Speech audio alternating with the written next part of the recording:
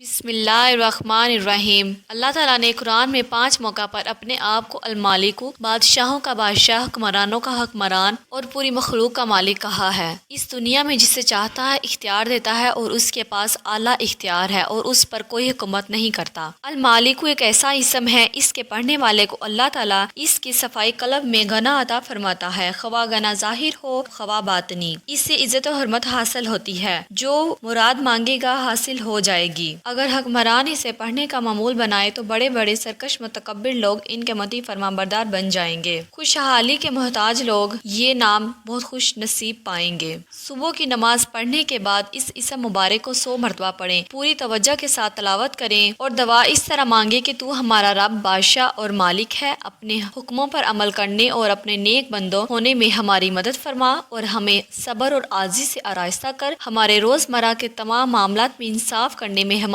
رہنمائی فرما اور ہمیں اپنی جنت کی بادشاہی میں داخل فرما۔ قرآن مجید میں اللہ تعالیٰ فرماتا ہے، اللہ کے وظیفہ سے آپ کی زندگی بدل سکتی ہے، کیونکہ دعا کبھی رائگاں نہیں جاتی اور آپ کو اس کا اجر ضرور ملے گا۔